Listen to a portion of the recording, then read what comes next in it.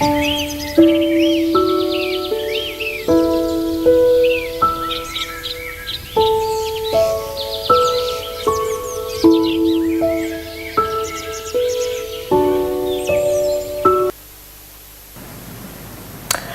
of course, failure is not the opposite of success. It is rather part of the process. Well, you must be wondering actually if you have children, or if you've watched over children at some point and they're into the crawling stage, getting to a point where they stand and they want to begin to walk. Yeah, I would actually give in that context that analogy of a child learning how to walk. You know, they try to make steps and they fall, and they keep on trying. You know, the resilience a child has, you see, the resilience a child has to be able to stand and walk.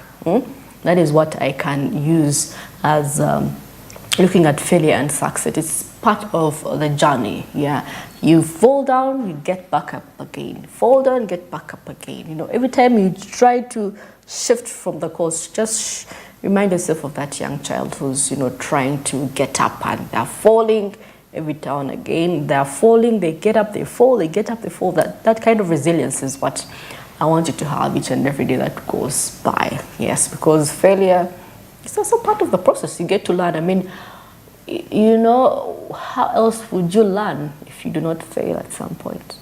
Yes. Don't you ever think you learned some things because you failed at some point? So please embrace the failures. Learn from your failures. Know that they helped you grow. Yeah. So the moment you realize a mistake and you fail again, you get a solution for it. You don't go back again and you do the same things. Now it's just like a child who has repeated a certain class. You know, you've been in the same room, so you know the course of the syllabus, you know. So the reason as to why we did not read as much, but you know, the moment you go back to that same class, at least you have a chance. You are more well versed with the syllabus compared to the one that has just joined. Yeah, so you could help them, you could help yourself, because you know, you're just amplifying your knowledge on what you already know. Okay, going back to revise, and at the end of the day, you'll be promoted to the next class. Well, Oprah Winfrey once said that when you undervalue what you do, the world will undervalue who you are. Yeah, they say that is what she said. If you undervalue, when you undervalue what you do, the world will undervalue who you are. Yeah, it starts from what you do. If you do it with passion, trust me, you will be known as that kind of a person. It will be in your personality. Mercy does ABC and this is who she is, you know. So definitely, in all you do, never at one point underestimate what you do. You know, just because you underperform because you've not been, you know, facilitated, really. You underperform because you do not like the job. You underperform because probably you're not being paid as much. Yeah, those excuses that come about with life, really, it does not have to do your thing with due diligence. You know, that is how people recognize you. Yesterday we were talking about connections, the connectivity and the power of networking. That is how people recognize potential people. Yeah, are you resilient? Maybe they could be in need of a patient person, or maybe they could be in need of a trustworthy person. So if you do your work haphazardly, you know, it's just like being on a football pitch. You don't know there are scouts watching over you. Yeah, yeah, you could be in the under 19s or under 17s, and probably you're hoping for the big leagues. Trust me, you have to be on that pitch. Like everyone is a scout. Yeah, performing to your best, doing it to your best goodwill. And trust me, at one point you will be recognized. And of course, here, like I say, doing the best at this moment puts you in the best place moment. Doing the best in this moment puts you in the best place for the next moment. So in all you do, you have to give it your all, like I've always emphasized. Give what you do your best. Yeah. Yeah, I know it could be hard waking up in the morning and your alarm goes off and you're like, what? Get yourself together, get working, motivate. You need to pay your bills. You have to take your children to school. I mean, those are some of the reasons as why people feel like, oh, that is why I have to wake up. Man, I know that's a sweet school fees in Nonye, but it's rarely where you find someone saying, you know what, I do this because I love it. Most of us are into fields where it's just you're in for the money, not in for the passion, yeah? So, okora byo yagala. Yeah, at the end of the day, like, this is not something. So, do something you're really passionate about. And when you do something you love, trust me, it's going to be easy. It's easier. It's easy. You see things, the money comes, you even get more connections, you get friends. Life is easy. Life is easier instead of forcing it.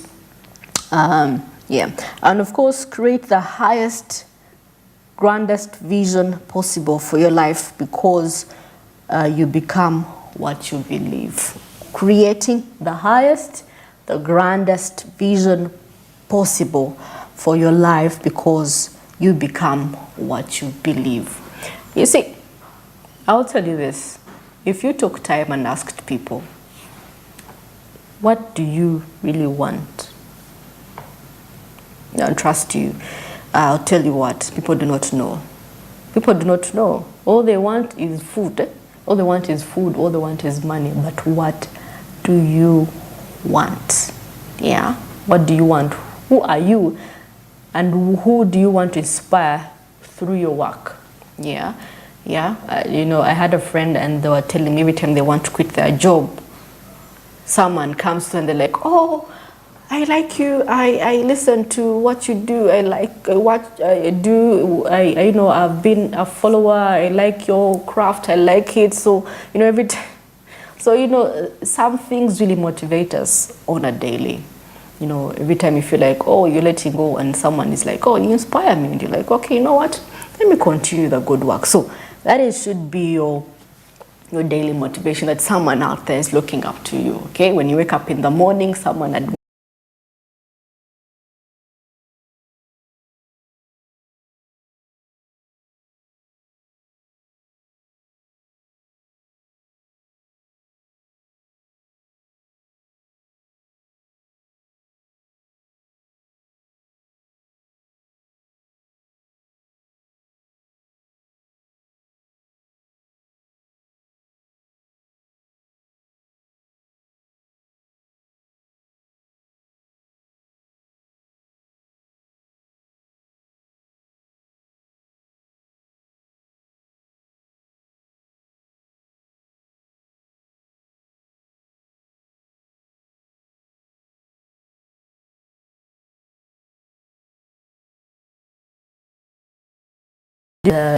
youth, you know, in terms of financial, that are entrepreneurial, that have, it's like business, but then more of an you do something probably using your skills to make you do something probably using your skills to make mentorship and, you know, help you guys. Fusion capital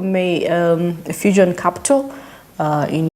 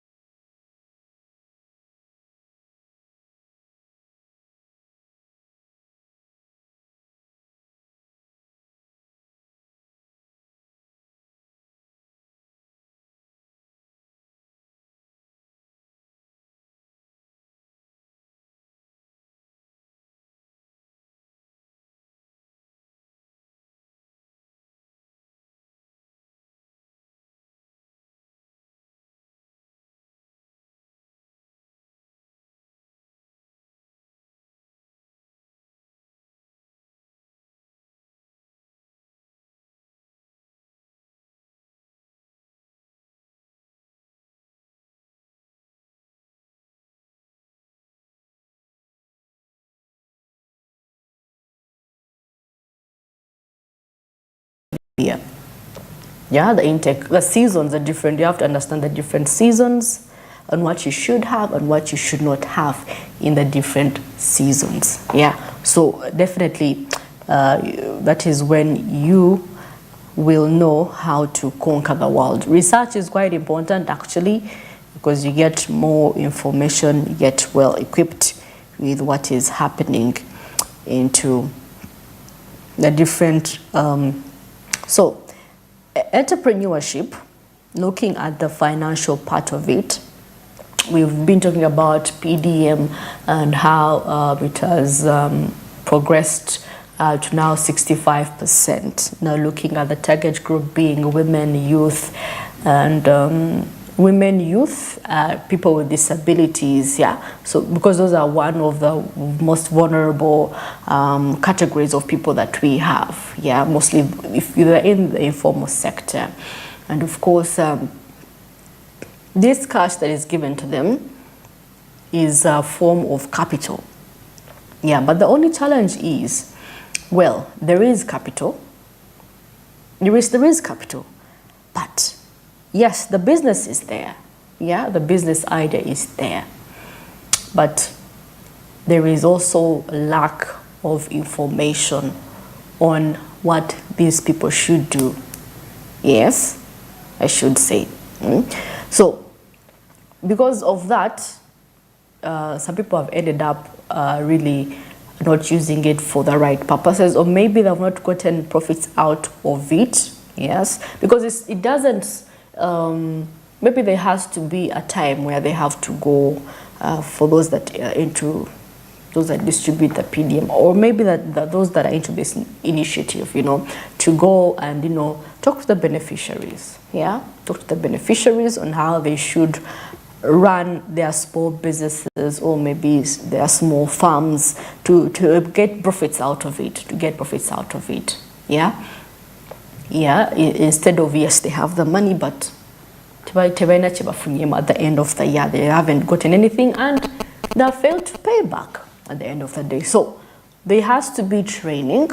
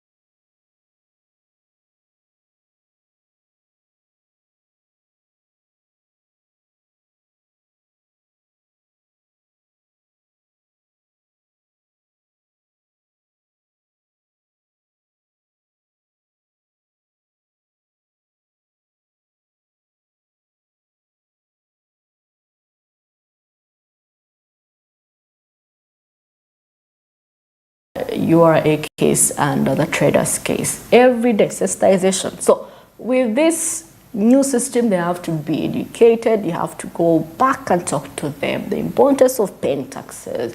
Why are taxes important? They do A, B, C, and D. Yeah, it could be tiresome, but it is the responsibility of the authority at the end of the day. Yeah, so that people are we are at peace, yeah, to avoid inconveniences of this, or what happened just recently. So hope we are together on that. Hope we are really together on that. So entrepreneurship is really coming up, though, like I said, we still have a challenge in terms of financing when it comes to startups, different startups, or maybe in the crisis moments. There's also that also problem as well. Yeah, but of course, it's also an individual best. It's quite individual best. If you to start up something, it is individual best. But you could have intervention of government once they feel what you're bringing to them is quite viable. You can also be in support, or maybe if you are a group of women or youth trying to start up a thing, that is when they could be of help. So try as much as we can, because if there are more entrepreneurs, the more jobs are going to be created. And in that move, we are eradicating poverty. In that move, we are actually paying more taxes, adding more revenue into the country, and trust me, in the shortest time possible, we could also be joining one of the largest economies in sub-Saharan Africa, joining Kenya. Yes, so yeah, well, that is it for our discussion today.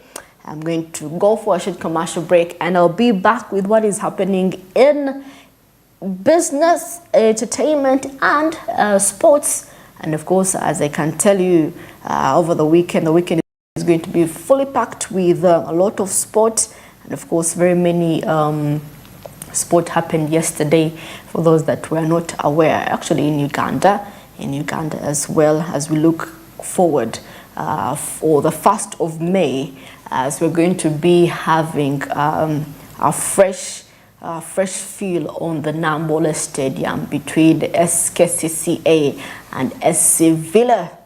Yeah, well, that and more when we get back from that short commercial break.